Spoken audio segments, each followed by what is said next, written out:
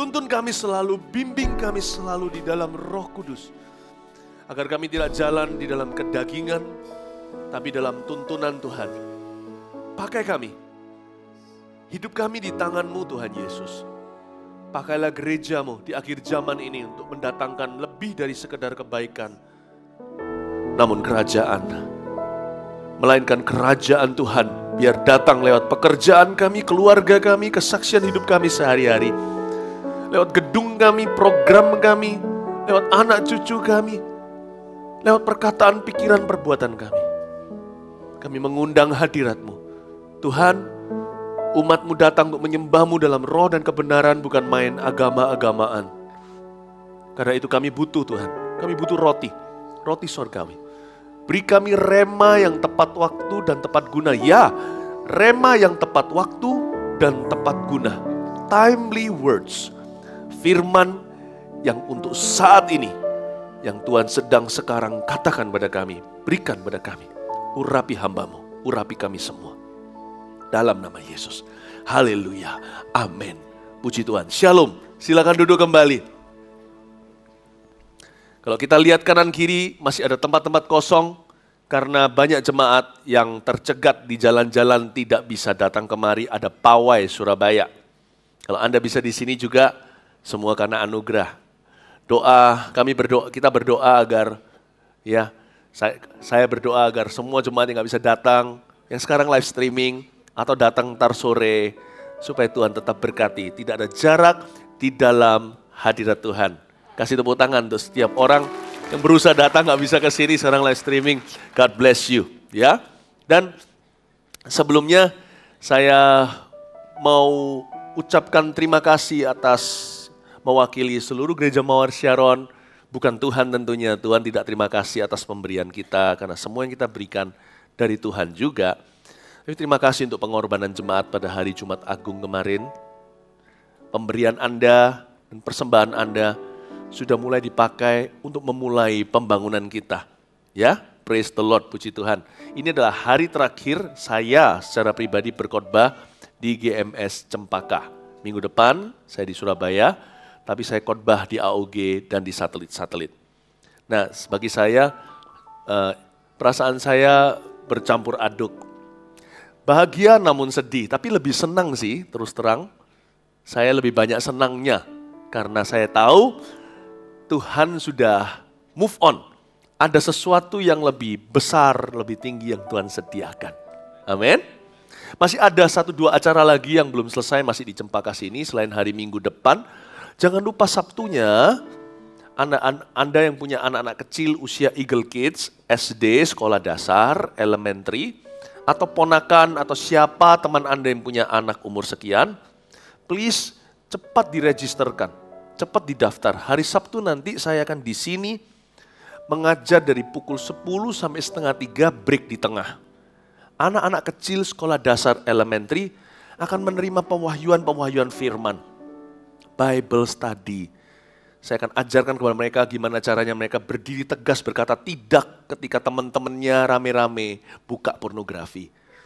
Saya akan ajarkan kepada mereka gimana caranya mereka bisa tidak terpengaruh pergaulan buruk. Gimana mereka bisa jadi hamba-hamba Tuhan, size mini, mungil tubuhnya, tetapi besar rohnya. Sebenarnya ini bukan gereja yang butuh, Anda loh yang butuh, yang dibantu ya orang tua dengan Bible study seperti ini. Pastikan cepat daftar, dengar videonya, lihat videonya, dengar audionya, juga dapat yang sama, tapi pasti ada sesuatu yang istimewa kalau datang pada hari H. Ya, amin Bapak Ibu Saudara. Nah, oke, sudah selesai pengumumannya. Sekarang mari kita sama-sama mendapatkan firman Tuhan. Kita buka sama-sama di Lukas pasal 24.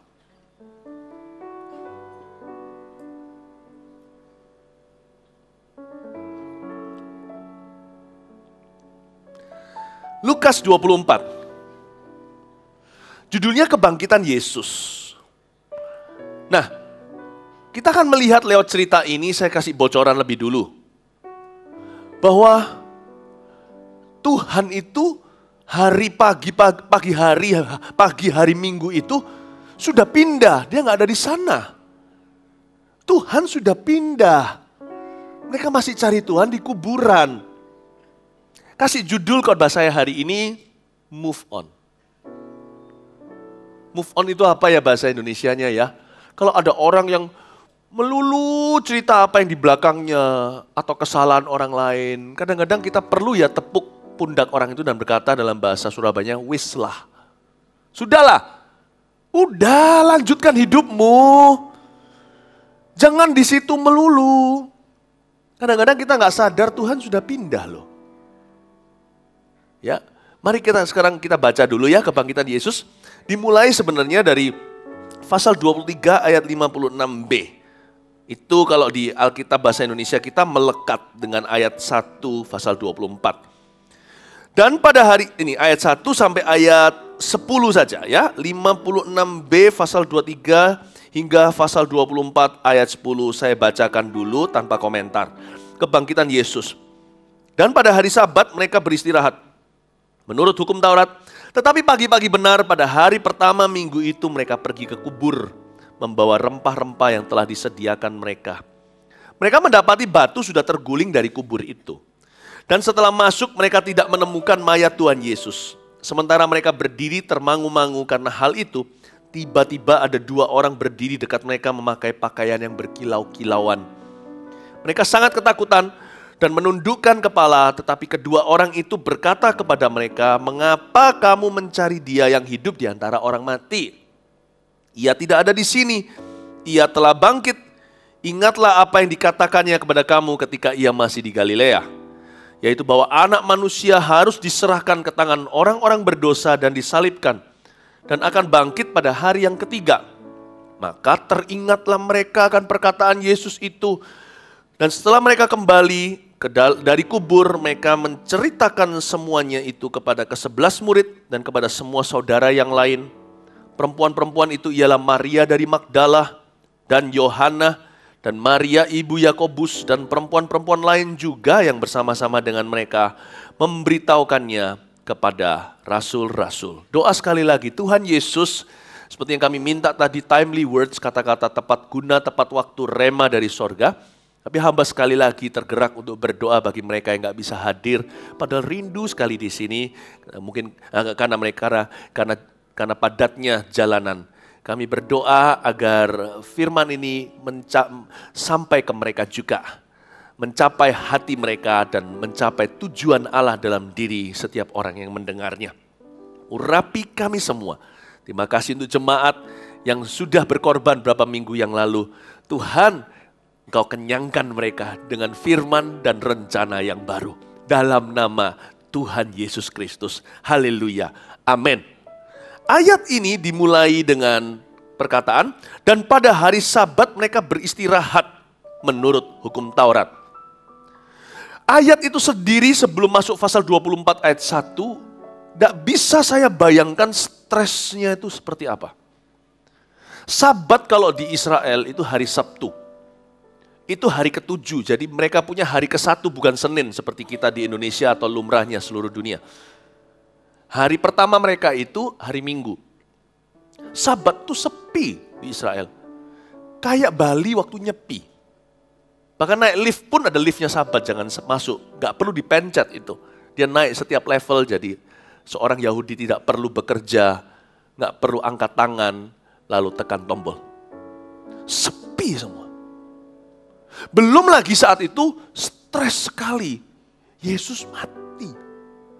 Baru berapa hari. Baru mati keesokan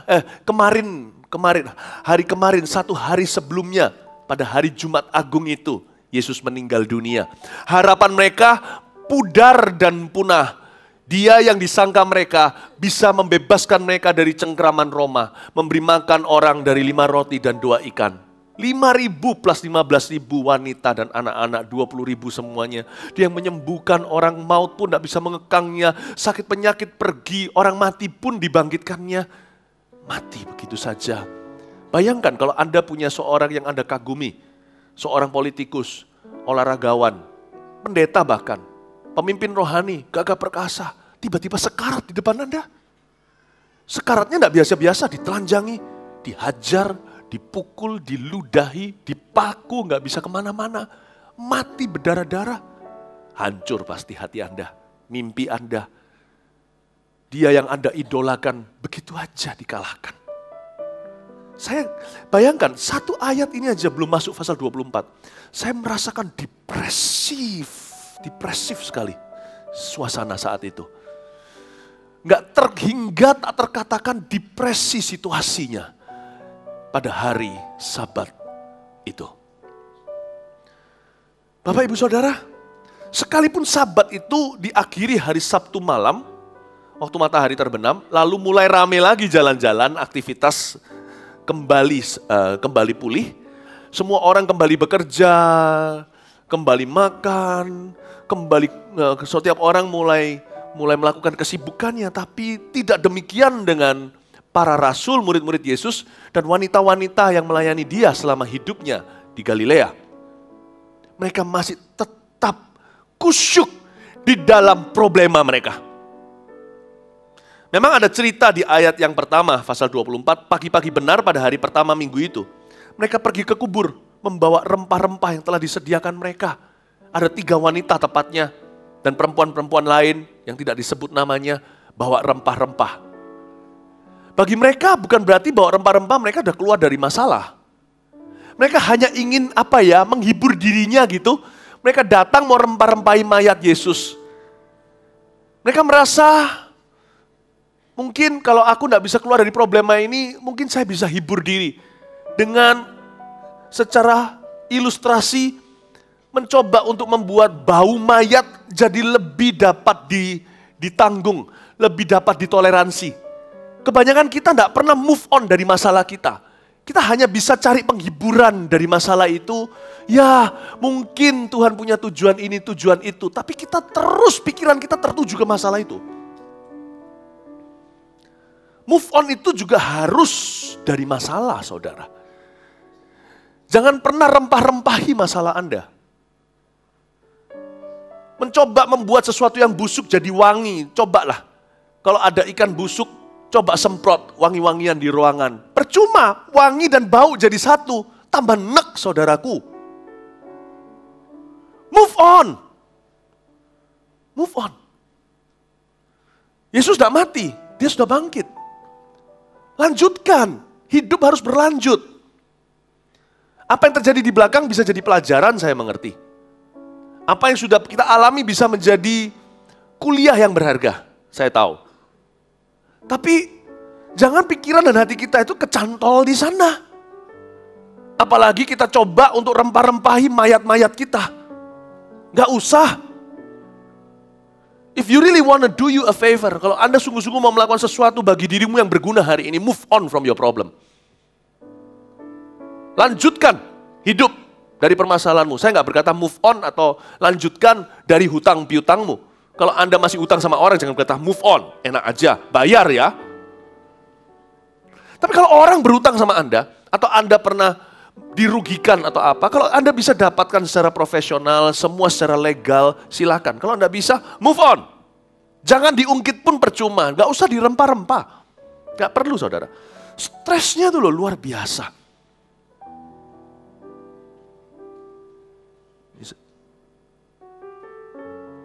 Ya, ayat ke-1 disatakan di sini. Hari pertama minggu itu mereka pergi ke kubur. Hal pertama yang kita harus lakukan setiap hari, bukan hanya hari pertama dalam minggu itu, adalah jangan kembali ke kubur. Selalu tanya sama Tuhan, Tuhan, hari ini kau mau melakukan apa yang baru dalam hidupku? Manusia itu susah sekali. Kita ini punya satu problema. Makin tua, makin susah berubah. Makanya sore nanti saya mau bicara seputar itu aja. Saya kasih judul dulu sekarang, nanti kalau yang sore datang. Change or die. Berubah atau mati. Udah, itu aja. Nanti silakan kalau mau datang lagi. You change or you die. Berubah atau mati. Orang yang tidak mau berubah lagi, tambah tua. Dia masih hidup, tapi dia sudah mati. Dia sudah mati di dalam segala potensi. Dia sudah mati dari rencana ilahi. Bapak Ibu Saudara, pagi-pagi benar, jangan ke kuburan.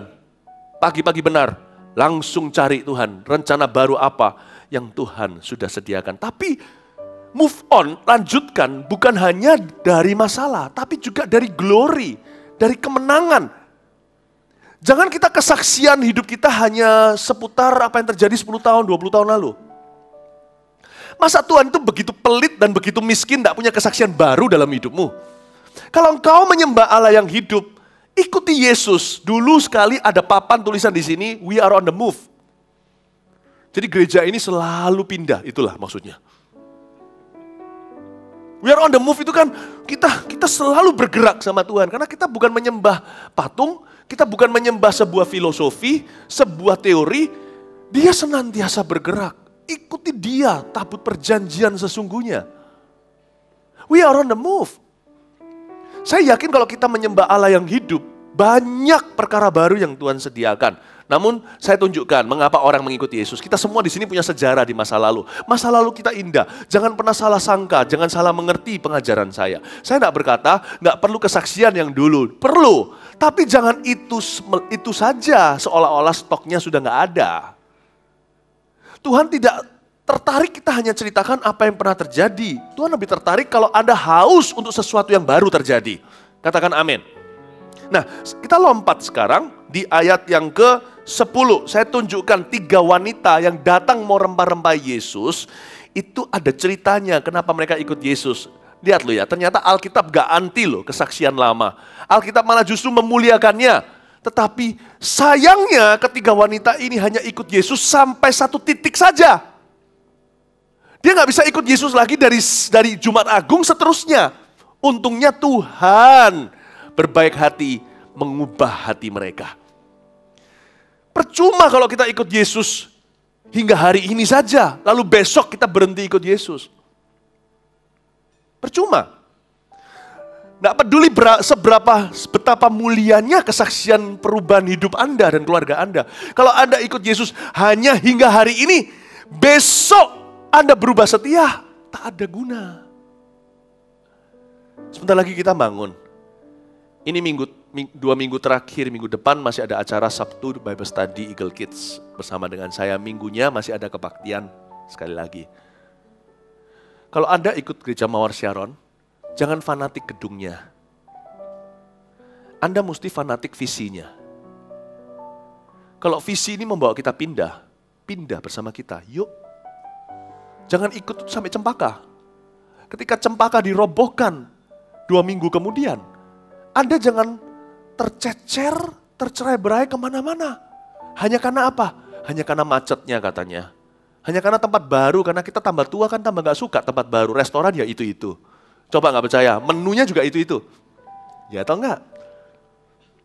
Jangan fanatik gedungnya, fanatik visinya. Visi membawa kita kemana? Angin ke situ. Itu berarti Yesus di sana. Hari ini nggak kebetulan loh, kita lihat kanan kiri kosong meskipun karena pawai Surabaya. Sebenarnya ini secara profetik berkata bahwa sebenarnya Tuhan sudah pindah nih. Kita yang tersisa. Tuhan sudah pindah. Coba ngomong kanan kiri, Tuhan sudah pindah. Sebenarnya di sini masih sisa beberapa malaikat. Sebagian besar malaikat sudah disipek. Gak percaya, di kuburan ini sisa 2 loh malaikatnya. Sisa 2. Dan Tuhan gak ada di sana. Tapi masih ada penampaan. Sama hari ini, Tuhan sudah gak ada di sini. Masih terjadi penampaan karena Tuhan ada di dalam hati kita. Malaikat semuanya udah di sono. Ngikut. Tapi nanti macetnya loh, tapi nanti tempat baru itu tadi gak jelas di LED-nya itu mungkin karena mata saya ini plusnya nambah. Saya nggak bisa lihat itu tadi itu tekan tombol mana. Nanti kalau saya kesasar gimana? Itu di level berapa? Tingkat berapa liftnya itu loh nggak jelas. Ada? Apa sih itu harganya untuk mengikut sebuah visi? Bangsa Israel loh disuruh pergi ke padang gurun, ngikut 40 tahun. Kita nggak 40 tahun, kita cuma 30 bulan. Mereka 40 tahun itu karena keras hati. Andai mereka tidak keras hati, cuma berapa bulan seperti kita. Sebenarnya untuk masuk ke tanah dari Mesir, untuk mereka masuk ke tanah Kanaan, itu cuma perlu minggu, berapa minggu. Bapak Ibu Saudara, ayo ngikut. Jangan mau kalah sama orang tadi yang ada di pengumuman kita. Orang itu dari jalan, naik motor, sampai duduk di kursi roda. Saya nggak tahu kenapa apa yang terjadi minggu itu sama dia. Coba pernah mikir gak tadi saya lihat loh kok jadi duduk kursi roda, kenapa dia? Lalu kaget setelah kursi roda, minggu depannya mungkin kena FKA. Nyetir mobil dia, parkir sendiri datang lebih pagi, kanan kiri belum ada mobilnya. Menghindari kemacetan gampang, belajar dari solusi pengumuman. Datang lebih awal, kasih tepuk tangan untuk Tuhan. Saya ceritain ya, ada 3 orang ikut Yesus, ngikuti visinya. Karena 3 cerita yang berbeda. Pertama, ayat 10, Maria dari Magdala. Magdala adalah di zaman itu tempat lokalisasi pelacuran, di mana banyak pelacur keleleran. Sampai kapanpun di Alkitab, orang ini bukan berarti didiskriminasi. Sampai kapanpun dia ditulis sebagai Maria Magdalena, Maria dari Magdala. Supaya mengingatkan setiap orang dalam sejarah, siapa dia dahulunya sebelum berjumpa dengan Tuhan. Orang yang diikat 7 roh jahat, gak ada orang bisa usir. Ketemu Yesus sepintas, sekejap, langsung tiba-tiba, semua setannya tunduk dan lari dari hidupnya. Dan dia berubah dari seorang pelacur menjadi Maria Magdalena. Sampai kapanpun dia pergi manapun, semua orang tahu dia itu ex-pelacur. Tapi semua orang tidak jijik sama dia. Semua orang kagum. Kalau dosa merah kirmisi seperti itu bisa menjadi suci putih, lebih putih dari salju, apalagi aku. Luar biasa loh. Tuhan itu pengagung perubahan hidup. Tapi sayangnya Maria Magdalena juga ikut-ikut bawa rempah, mau rempahi mayat. Gak usah.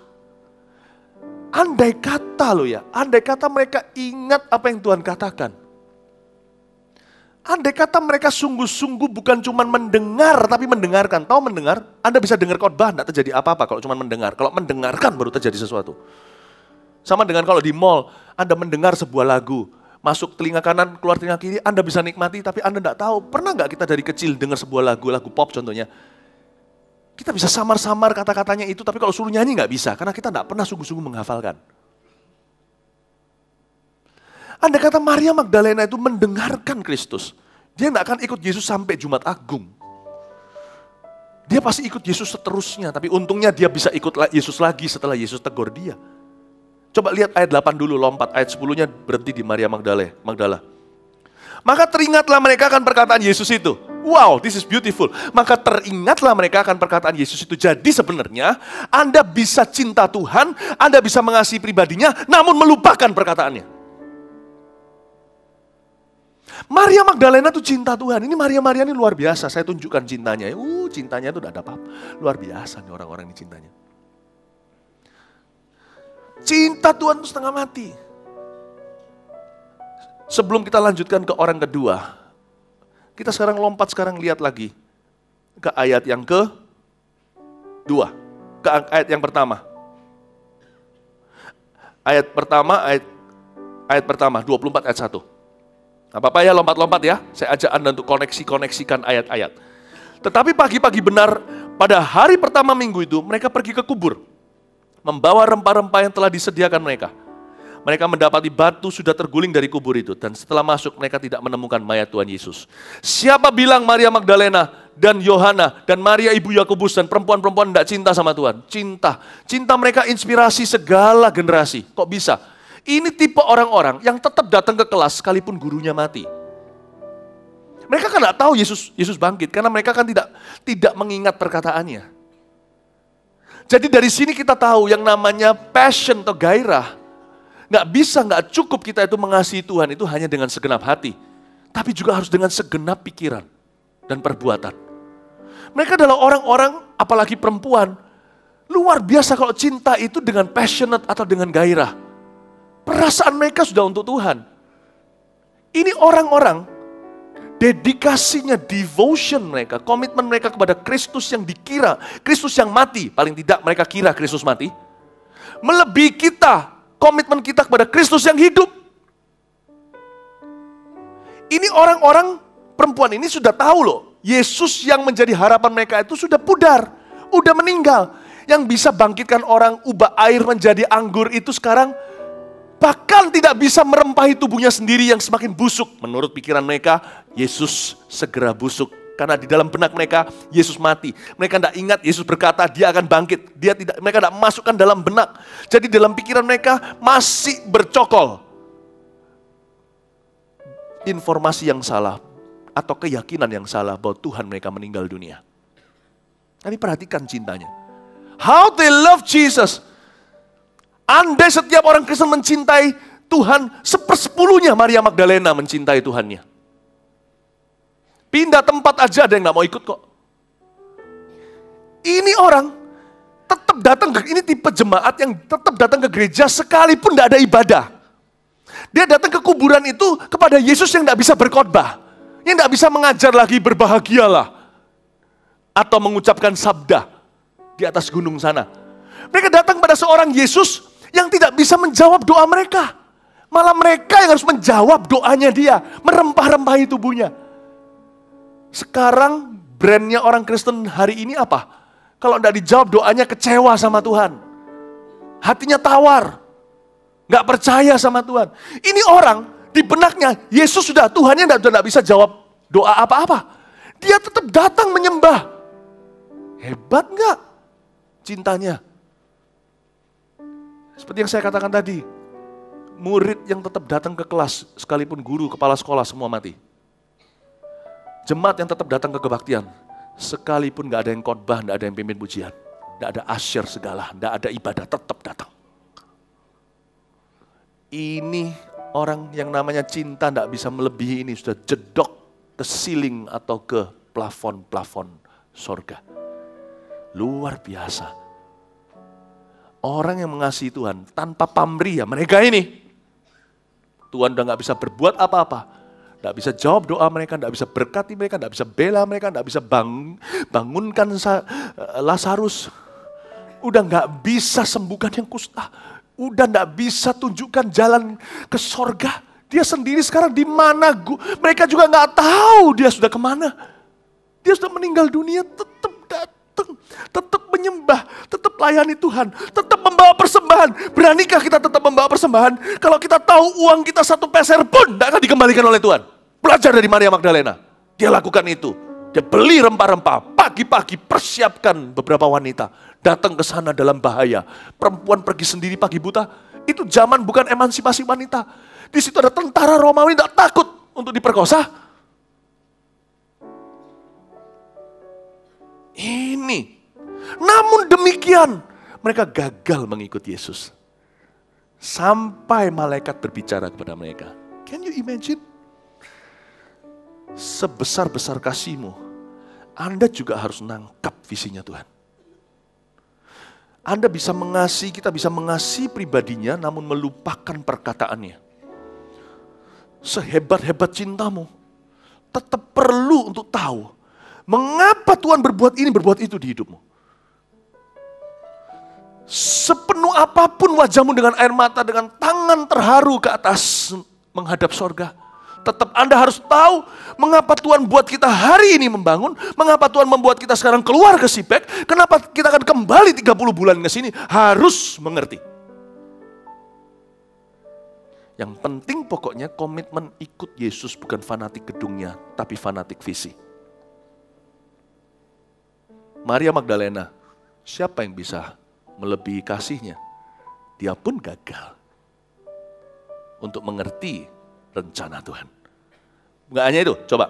Yohana, ada lagi nama Yohana. Tahu nggak Yohana ini siapa? Yohana adalah seseorang yang mengikuti Yesus karena anaknya yang hampir meninggal dunia disembuhkan atau dihidupkan Tuhan.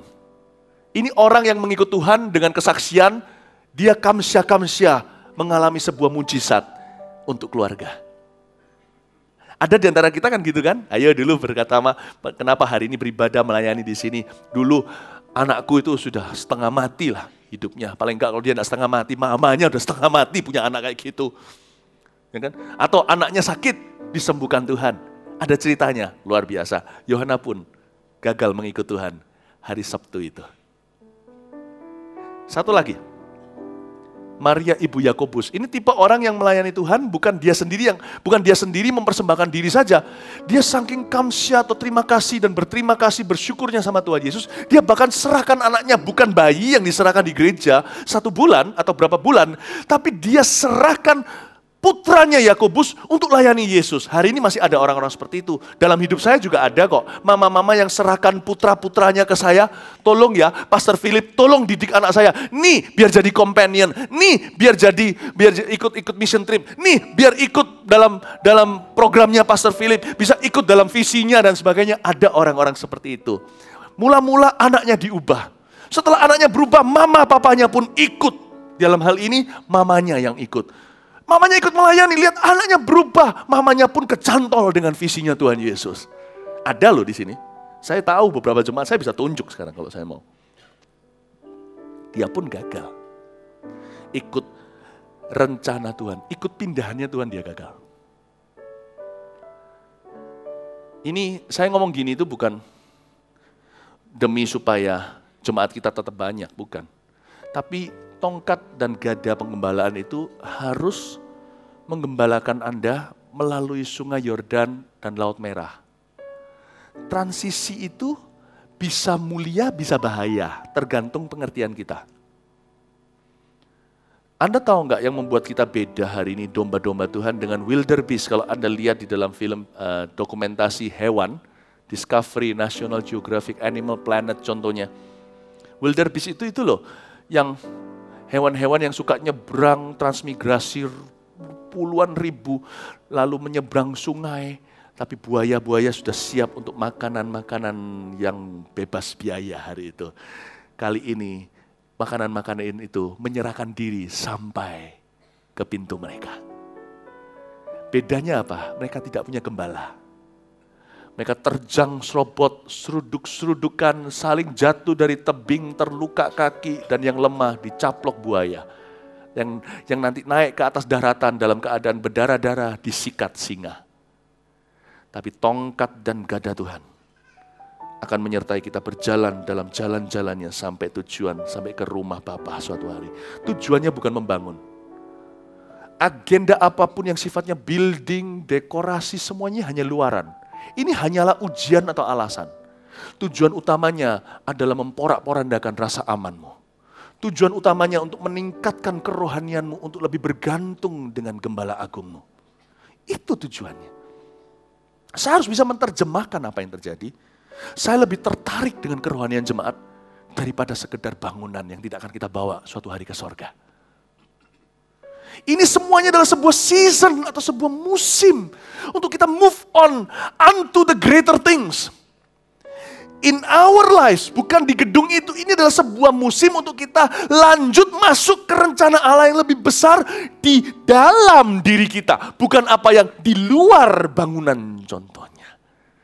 Saya lebih tertarik apa yang terjadi di dalammu. Amin Bapak Ibu. Ini setelah Yohana, Maria ibu Yakobus. Jadi kita tahu bahwa move on atau lanjut juga harus dari kemuliaan. Dan dari mujizat yang di belakang kita. Lupakan apa yang lalu kata Tuhan. Apa yang di zaman purbakala, aku hendak melakukan sesuatu yang baru. Belumkah kau menyadarinya, kata Tuhan di kitab Yesaya. Sesuatu yang tidak kau duga. Seolah-olah seperti kalau Tuhan mau membuat seorang pria yang tidak punya kandungan tiba-tiba hamil. Itu ada ayatnya di kitab Yesaya. Bukan berarti Tuhan mau melanggar tatanan ciptaannya. Laki-laki bisa bunting, bukan. Tapi Tuhan berkata seaneh itu loh. Seheran itu. Allah kita itu heran. Dia mau membuat sesuatu perkara heran di hidupmu. Seheran itu. Lupakan kemuliaanmu di zaman purbakala itu. Aku hendak melakukan perkara-perkara yang baru. Dengar gini, harusnya tepuk tangan untuk Tuhan. Karena ini untuk dirimu, bukan untuk saya seorang. Amin Bapak Ibu Saudara. Tuhan mau melakukan perkara-perkara yang baru. Nah sekarang kita melihat ayat yang berikutnya. Kita lihat langsung ke ayat yang keempat. Sementara mereka berdiri termangu-mangu karena hal itu, Tiba-tiba ada 2 orang berdiri dekat mereka memakai pakaian yang berkilau-kilauan.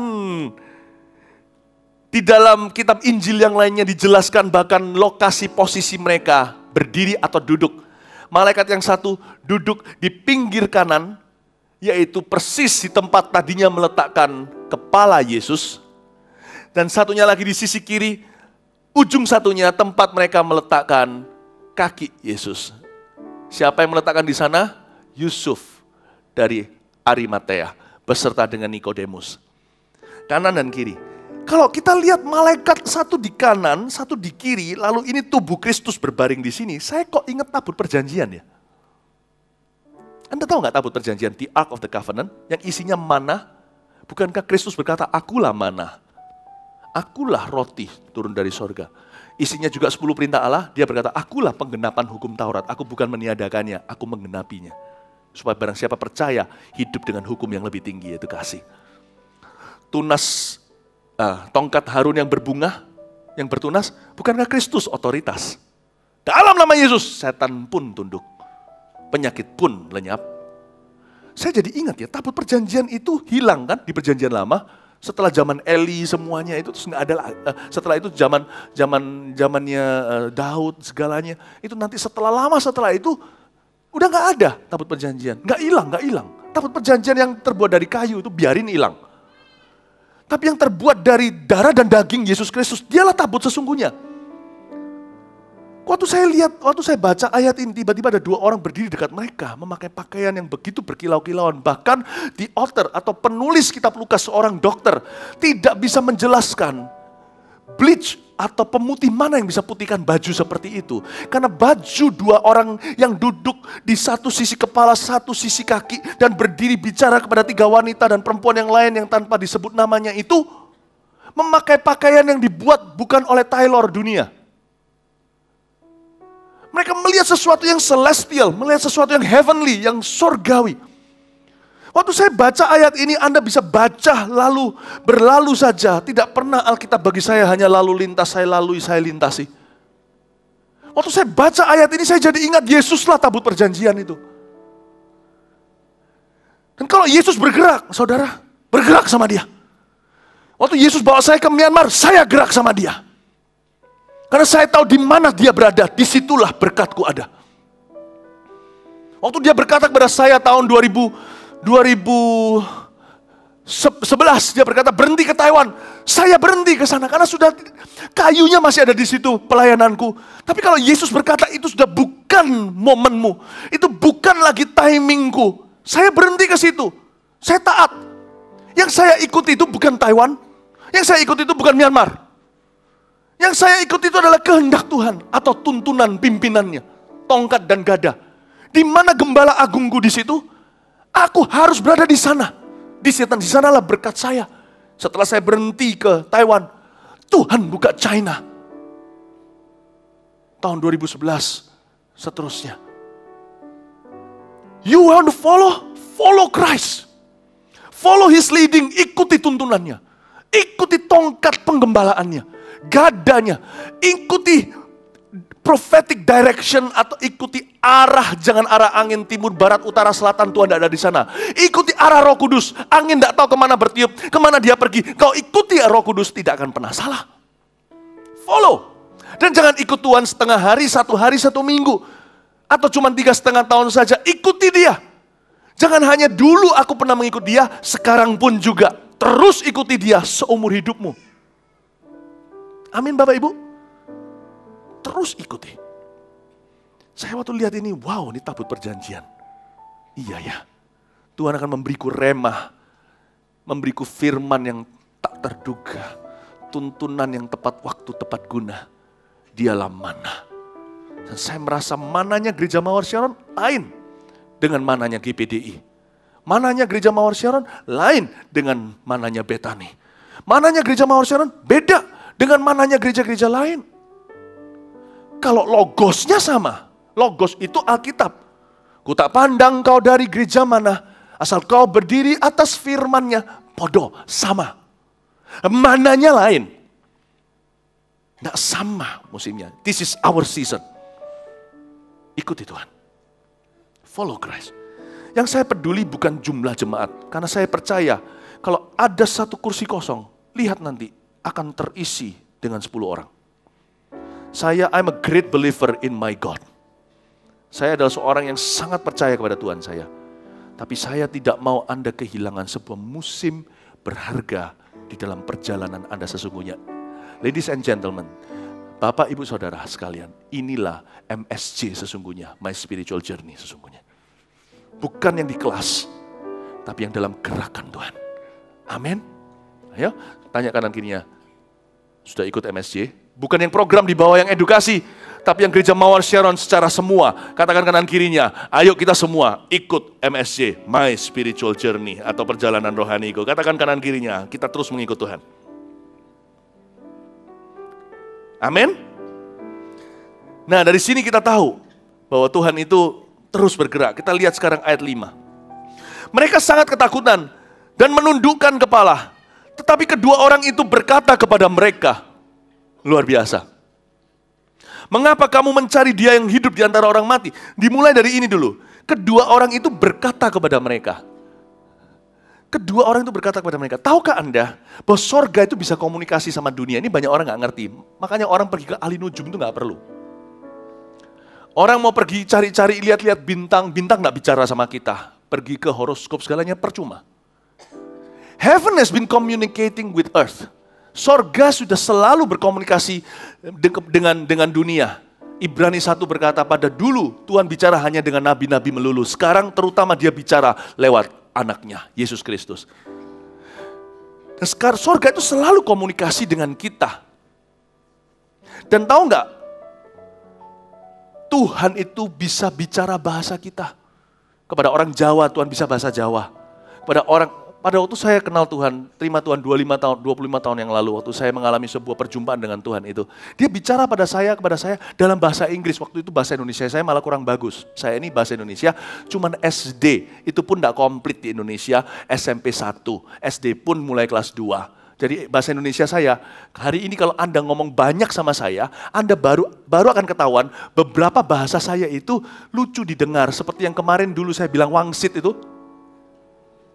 Waktu saya menerjemahkan Dr. Ellen semua ketawa, bahasa apa itu? Jarang terdengar. Nah ya, bahasa saya bahasa SD 30 tahun yang lalu. Nah, Bapak Ibu Saudara, waktu saya mendengar Tuhan waktu menjamah saya 25 tahun lalu, dia bicara sama saya dalam bahasa Inggris, I am Jesus and I love you. Tuhan kita tuh bisa ngomong bahasa Inggris, bahasa Mandarin, bisa ngomong bahasa Hokkien, Tuhan itu bisa bicara bahasa Jawa, bisa bahasa Madura, bisa bahasa Inggris, bisa bahasa Prancis, karena dialah juga yang mencerai-beraikan, dia menciptakan bahasa, dia mencerai-beraikan mereka di Menara Babel waktu itu agar mereka jangan bersatu dalam kejahatan, supaya mereka menyebar kemana-mana, membawa Injil keselamatan. Tapi Tuhan tidak cuma bicara dalam bahasa manusia, bahasa komunikasi, tapi juga bahasa tubuh. Tuhan juga bisa bicara bahasa hidup.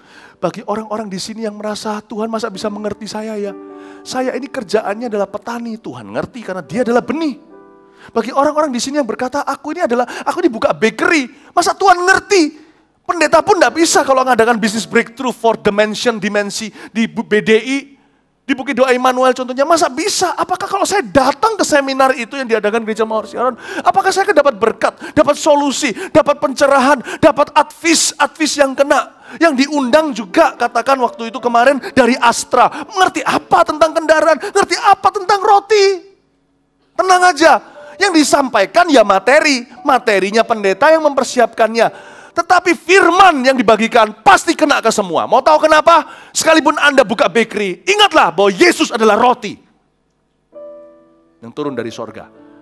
He speaks all our languages. Dia berbicara dalam segala bahasa yang kita kenal. Baik bahasa komunikasi maupun bahasa hidup. Dengan kata lain, mendekatlah sama Kristus, dia akan berbicara kepadamu. Sorga sudah berkomunikasi dengan dunia cukup lama. Ilmuwan cari-cari bukti gimana makhluk-makhluk asing, makhluk-makhluk alien untuk bisa komunikasi dengan bumi. Mereka cari itu adalah bukti bagaimana roh jahat berbicara kepada manusia. UFO itu nggak ada. UFO itu penampakan. Kalau di Indonesia itu penampakannya adalah Nyi Roro Kidul atau tuyul, di sana diketawakan. Di sana mereka lebih percaya dengan kedok teknologi. Saya beritahu, hai dunia, jangan cari kuasa gelap, jangan cari roh jahat. Di sini jalangkung, di situ ilmuwan. Carilah Tuhan, Tuhan mau berbicara ke kehidupanmu. Apa sana itu pembantu rumah tangga? Atau sana itu ibu rumah tangga? Mahasiswa, anak kecil, He will speak to you. Itulah sebabnya gereja harus terus berdiri kuat. Gereja adalah loudspeaker-nya Tuhan. Gereja juga bisa murtad, tapi puji Tuhan gereja kita tidak demikian. Gereja kita memberitakan firman-firman yang murni, semurni-murni mungkin. Kalau ditambahi itu supaya dapat bubuk proteinnya. He wants to speak to all men. Belum selesai Tuhan berbicara. Tuhan mau perlebar tempat ini menjadi sekali ibadah 5.000 dengan tujuan supaya berbicara lebih banyak orang lagi. Bapak, Ibu, Saudara, Tuhan mau berbicara kepada hidupmu. Di tahun-tahun ke depan, jangan berhenti mengikuti Tuhan. Tuhan move on, ikuti terus. Tuhan lanjut, Anda ngekor di belakangnya dia terus. Karena Tuhan mau berbicara lebih banyak tentang kehidupanmu. Dulu berbicara tentang Anda, sekarang Tuhan mau berbicara plus anak cucu Anda. Kasih tepuk tangan untuk Tuhan Yesus. Tapi lihat sekarang ya, apa yang dikatakan malaikat itu? Dikatakan ayat 5 sekali lagi. Mereka sangat ketakutan dan menundukkan kepala, tetapi kedua orang itu berkata kepada mereka, mengapa kamu mencari dia yang hidup di antara orang mati? Nah, pertanyaan saya adalah tentang pertanyaan malaikat ini. Malaikat ini tanya, mengapa kamu mencari dia yang hidup di tempat orang mati? Saya mau tanya, mengapa malaikat tanya sama dia? Pernahkah sorga belajar dari dunia? Malaikat ini kan mewakili Tuhan. Sebenarnya malaikat itu ditaruh Tuhan di kuburan Yesus bukan untuk jaga Yesus. Yesus sudah nggak ada di sana. Untuk jaga hati kita, tujuan malaikat itu ditaruh di kubur itu pagi hari itu bukan untuk jaga mayat. Mayatnya sudah nggak ada, udah bangkit. Tapi untuk menunjukkan kepada mayat-mayat rohani di mana ada kehidupan. Paham? Tangkap ini. Kenapa disisain 2 malaikat di sana? Bukan untuk jaga Yesus. Yesus nggak di situ. Yesus sudah di Yerusalem. Penampakan akan terjadi di sana. Kita telat selangkah. Mereka ditaruh di sana untuk mayat-mayat rohani. Berapa perempuan ini datang, mengira mereka mau rempah-rempahi masalah mereka. Mereka nggak bisa lanjutkan mengikut Tuhan. Supaya malaikat itu tunjukkan, hey, Yesus nggak di sini, di situ loh. Tujuan khotbah ini juga sama, untuk mengarahkan Anda ke masa depan. Bukan cuma berhubungan dengan pembangunan, tapi keseluruhan dalam kehidupan Anda.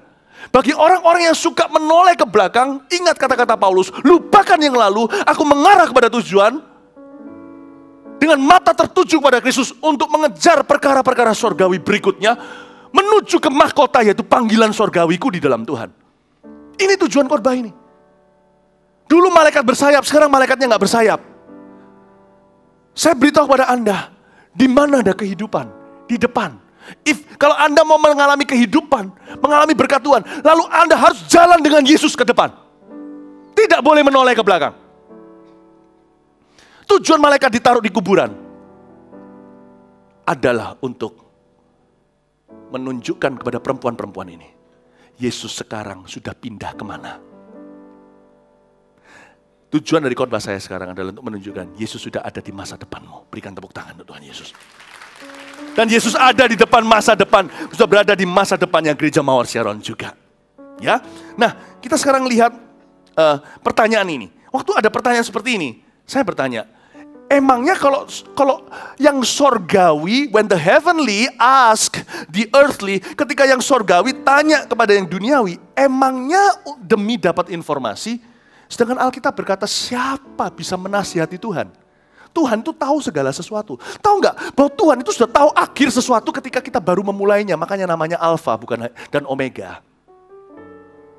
Tahukah Tuhan itu sudah mengerti apa maksudmu ketika engkau mengeluh dengan keluhan-keluhan yang tak terucapkan. Padahal dalam doa nggak bisa ngomong apa-apa. Cuman dia sudah bisa langsung menerjemahkan, kalah semua penterjemah. Interpretation ministry kita kalah di sini. Anda bisa terjemahkan saya sekarang terjadi interpretation atau terjadi penerjemahan. Kayak kemarin, minggu lalu saya terjemahkan Dr. Ellen. Hari ini saya diterjemahkan di MSTV ada tulisannya INA Live, Indonesia Live, English, Chinese Live. Coba ya, terjemahkan ya. Coba. Langsung kosong. Nggak tahu mau ngomong apa. Tuhan itu menerjemahkan bukan bahasa kita. Belum keluar jadi ABC alfabet atau pephamava atau bahasa Arab apapun. Waktu baru di hati meluap keluhan itu, Tuhan sudah tahu maksudnya, semua terbeber jadi satu buku. He's amazing, isn't it? Dengan kata lain, dia tidak perlu tanya apa-apa. Nah, sekarang saya mau tunjukkan pada Anda, kenapa dia tanya di sini. Suruh malaikat ini tanya, kenapa engkau mencari orang benar? Kenapa engkau mencari orang hidup di tempat orang mati? Dan Tuhan bukan cuma itu. Tuhan itu bahkan yang sanggup menangkap setiap tetes, per tetes air mata kita sebelum jatuh ke tanah, masih di pipi kita, sudah melebur menjadi sebuah aliran air dari tetesan-tetesan. Dia bisa tangkap, bedakan 1 tetes, 5 tetes, 7 tetes, diambil setiap tetesnya, dimasukkan ke kirbatnya, langsung sambil dia terjemahkan bagaimana itu akan terjadi untuk masa depan. Makanya ada ayatnya berkata, yang menabur dengan mencucurkan air mata akan menuai dengan sorak-sorai. Perlukah Tuhan tanya apa-apa kepada kita manusia? Menurut saya kalau dia sampai tanya, tujuannya hanya satu. Bukan dapat informasi, tapi membuat pikiran kita serasi. Kalau sampai dia tanya sama kita, Elia, ngapain kamu di sini? Itu Tuhan sedang mencoba membukakan kelemahan dari pemikiran kita, pemikiran manusiawi kita yang sering kali salah. Tuhan bukakan kelemahan itu, tunjukkan ke kita supaya agar kita berubah. Kalau sampai sorga tanya, itu sorga mau menunjukkan sesuatu, bukan karena sorga butuh jawabanmu. Itulah sebabnya kalau Tuhan suruh kita berdoa, minta sesuatu, bukannya Tuhan tidak tahu kita perlu. Karena di Alkitab katakan, jangan kamu khawatir, burung di udara dia pelihara. Apa yang kau minta? Jangan minta-minta atau cari-cari seperti orang-orang yang tidak kenal Tuhan. Tapi sebelum kau memintanya, Bapamu di surga sudah tahu. Lalu pertanyaannya, kenapa kita memintanya? Waktu kita memintanya, hati kita jadi selaras dengan jalan-jalannya. Sehingga ketika kita menerima, kita tidak rusak karena jawaban doa. Justru kita akan di-upgrade, bukan di-downgrade. Kita akan dipromosi, bukan di-demosi. Ketika kita menerimanya akhirnya, kita mendapat lebih dari sekedar berkat. Kita bisa mengenal Tuhan lebih dekat. Kalau kita disuruh doa, doalah. Sekalipun Tuhan tahu, utarakanlah. Ketika engkau mengutarakan, bukan Tuhan jadi lebih tahu. Tapi sebaliknya engkau lebih tahu dirimu. Dan bagaimana Allah akan menjawabnya, tidak akan serba kebetulan dalam hidup Anda. Dan Anda suatu hari bisa menceritakan, bukan hanya jadi berkat, mendapat berkat, tapi Anda bisa jadi berkat. Doa cuma satu macam, dijawab oleh Tuhan satu kali. Tapi orang yang sungguh-sungguh mengerti cara Tuhan bekerja, satu berkat itu bisa menjadi berkat yang bertubi-tubi dalam kehidupan banyak orang lain. God is never in the business of answering prayers. Tuhan tidak pernah di dalam bisnisnya menjawab doa, itu mudah.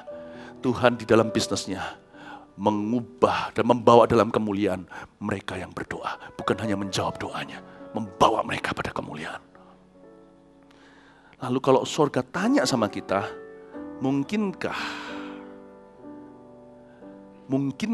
maksudnya adalah untuk membuka pikiran mereka? Mungkinkah kita ini mencari apa yang benar di tempat yang salah? Seperti berapa orang Kristen, aku cari jodoh, tapi di tempat yang salah. Di tempat dugem contohnya. Loh, carinya jodoh dari Tuhan, tapi di tempatnya setan. Berapa orang di sini mencari apa yang memuaskan hatinya, yaitu apa? Mencoba untuk syausun atau mencoba untuk bisa berbakti dengan orang tua.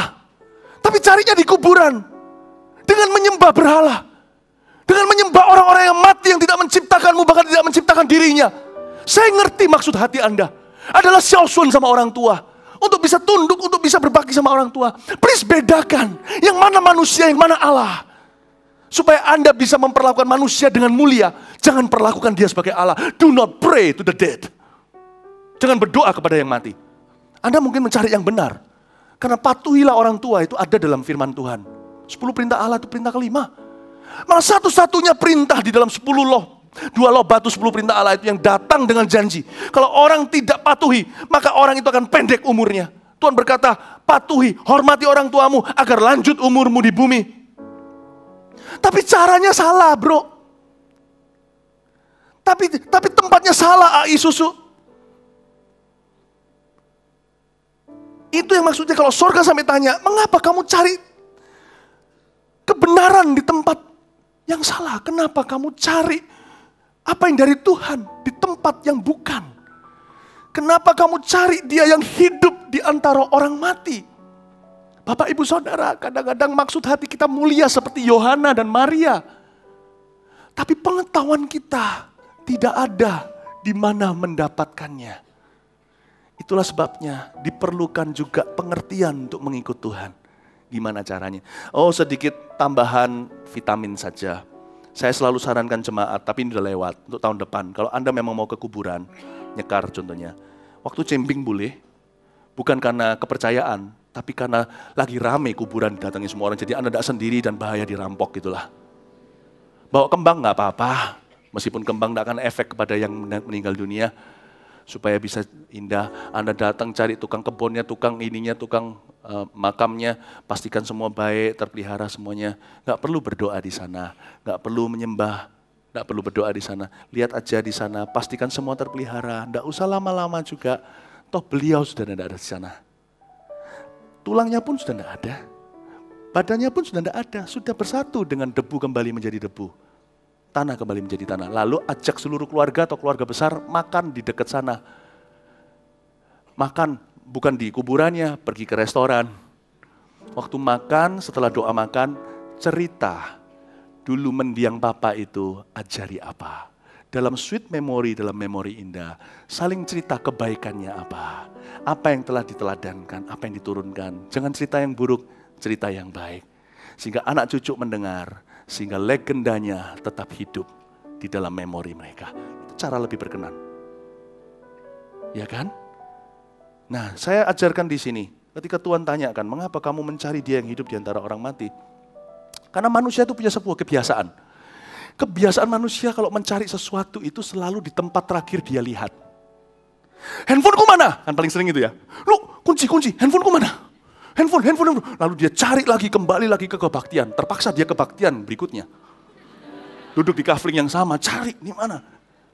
Nah, manusia itu gitu nalurinya. Makanya Maria Magdalena juga, dia pergi lagi ke tempat di mana terakhir mereka lihat Yesus dibaringkan. Dia ke sana nggak ada Tuhan. Itulah sebabnya ini manusia itu soalnya suka menyembah tradisi itu loh. Itulah sebabnya Tuhan tegur Maria ini dan juga Yohana. Dia bilang gini loh, seperti ini. Sudahlah, jangan melihat mencari Tuhan di belakang.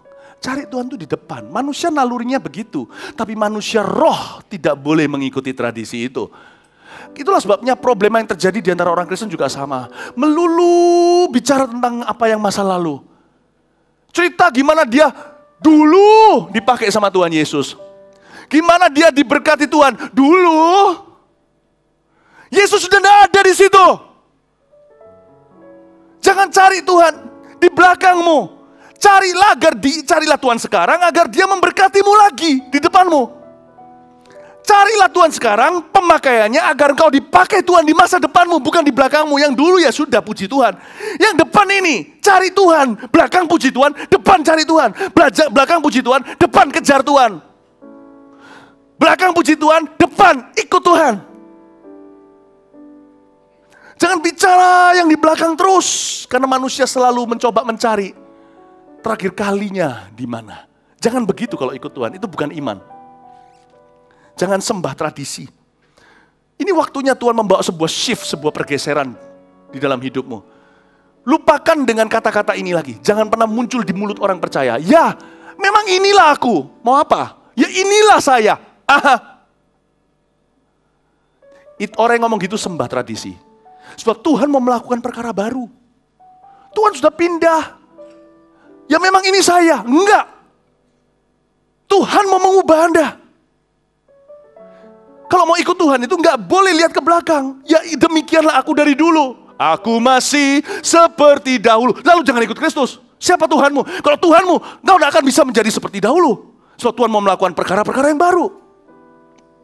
Amin Bapak Ibu. Dan rencana Tuhan juga tidak bisa digenapi. Tuhan itu mau memakai Anda. Ke depan itu ada banyak perkara-perkara ilahi yang ajaib yang Tuhan mau lakukan. Tapi rencana itu tidak bisa digenapi kalau Anda terus keluyurannya di kuburan. Sukanya itu bergaul dengan orang-orang yang mati. Yang suka seperti lalat. Yang suka hal-hal yang seputar kematian. Kalau Anda lihat kalau ada mayat, selalu banyak lalat datang. Kalau Anda bergaul dengan lalat, paling pol juga cuma jadi raja lalat. Tuhan mau suruh Anda jadi domba, supaya Anda jadi seperti gembala. Tuhan itu ingin jadikan semua domba Mawar Syaron ini, domba Tuhan di Mawar Syaron ini, gembala berbulu domba. Paham maksud saya? Supaya Anda semua jadi seperti gembala-gembala Anda. Supaya kita semua menjadi seperti gembala agung. Jangan jadi raja lalat. Tuhan tidak bisa genapi, padahal Tuhan sudah bernubuat. Nabi A, Nabi B datang. Selalu ada KKR. Pada waktu doa malam, pada waktu dapat pengajaran, rema-rema berkata, Tuhan mau memakai Anda dengan luar biasa, memberkati Anda dengan luar biasa. Tapi tidak bisa terjadi. Mau tahu kenapa? Karena Anda salah pergaulan. Anda bergaul dengan orang-orang yang mati hatinya. Perkataannya menyebar kematian. Ide dan kreativitinya juga tidak ada, mati semuanya. Anda bergaul dengan mayat, Anda akan jadi raja mayat. Anda bergaul dengan yang hidup, api menajamkan api. Besi menajamkan besi, manusia menajamkan manusia. Anda bergaul dengan yang hidup. Anda mengisi dirimu dengan nutrisi, bukan dengan gosip. Maka tak heran rencana Tuhan digenapi. Ada rencana Tuhan yang tidak digenapi. Bukan karena Tuhan yang membuat rencana yang salah. Tapi yang pegang kunci tidak memakainya. Buka pintu yang salah. Jangan minta Tuhan kirim berkat lewat delivery ke pintumu. Pintu sudah di depanmu. Minta Tuhan kasih hikmat pakai kunci mana untuk membukanya. Amin Bapak Ibu Saudara. Coba katakan pada seseorang di sebelah kanan. Katakan, Tuhan mau melakukan sesuatu yang baru dalam hidupmu. Ayo ngomong sama semua. Katakan Tuhan mau melakukan sesuatu yang baru dalam hidupmu. Loh, ini harus seru ini. Gimana nih kok gini? Ayo semua bangkit berdiri aja, semua bangkit berdiri. Pegang seseorang di sebelah kanan kirinya. Salah satu katakan Tuhan mau melakukan sesuatu yang baru di dalam pekerjaanmu. Tuhan mau melakukan sesuatu yang baru. Kalau mungkin suami istri, ya pegang istrinya perutnya di perutmu. Katakan, istriku, siap-siap bayi habis ini. Bilang Tuhan mau melakukan perkara baru di dalam pelayananmu. Ayo katakan sungguhan, ini saya nggak guyonan. Ini ada urapan. Katakan lagi, pegang, jangan dilepaskan. Kalau perlu pegangnya agak keras sampai dia agak merah. Tuhan mau melakukan perkara yang besar dalam hidupmu. It's time to move on. Haleluya, kasih tepuk tangan bagi Tuhan. Lupakan yang telah lalu. Pada tujuan dengan mata memandang Tuhan Yesus. Sama-sama tepuk tangan. Bertanding sampai menang, berlari sampai akhir. Tanggalkan semua dosa yang merintangi. Ku mau setia kan panggilanku.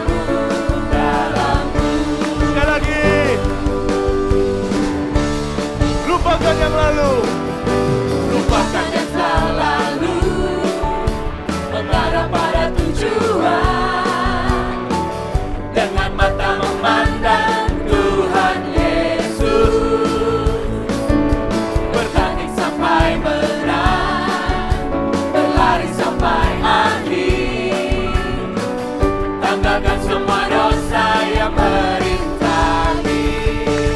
Tuhan ku mau setia dan panggilanmu, sebab kau sanggup menjaga langkahku. Pada janjimu ku percaya, kau kan sempurnakan pekerjaan.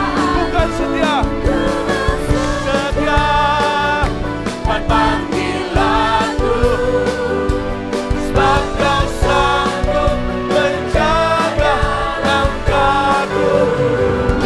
Pada janjimu ku percaya,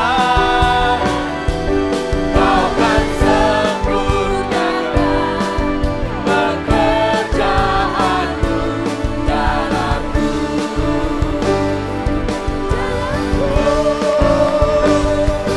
Dalamku. Haleluya, haleluya, haleluya, haleluya. Mari kita angkat tangan kita. Terima kasih Tuhan. Terima kasih Tuhan. Terima kasih Tuhan. Engkau setia kepada kami. Makasih Tuhan. Kami terima janjimu pada hari ini. Kami tahu ya Tuhan Yesus, tidak ada yang mustahil bagimu, maka tidak ada yang mustahil bagi kami. Kami berjalan ke depan dengan sikap hati yang benar. Menyongsong bukan hanya kedatangan Tuhan, tetapi menyongsong rencana-rencana Tuhan atas kami secara pribadi, keluarga lepas keluarga, dan kami sebagai gereja di tempat ini. Terima kasih Tuhan. Kami bersyukur kepadamu. Ku mau setia kan panggilanku, sebab kau sanggup menjaga langkahku. Pada janjimu ku percaya, kau kan sempurnakan pekerjaanmu. Ku mau setiakan panggilanmu, kan panggilanmu, sebab kau sanggup menjaga langkahku. Pada janjimu ku percaya, kau kan sempurnakan pekerjaanmu dalamku. Terimalah berkat dari Allah Bapa, kasih setia dari Tuhan Yesus, pengurapan dari Roh Kudus, biar jalanmu semakin mantap, semakin tegas ke depan, menyongsong pekerjaan Tuhan yang lebih besar dalam pekerjaan, dalam keluarga, pernikahan, dalam rumah tangga, dalam pelayanan, dalam gereja, secara pribadi, keluarga lepas keluarga. Pulanglah membawa iman, pulanglah membawa senjata yang baru, pergudangan urapan, pulang membawa suatu harapan yang pasti bahwa Tuhan akan bekerja lebih luar biasa nanti. Dalam nama Yesus, haleluya, amin. God bless you.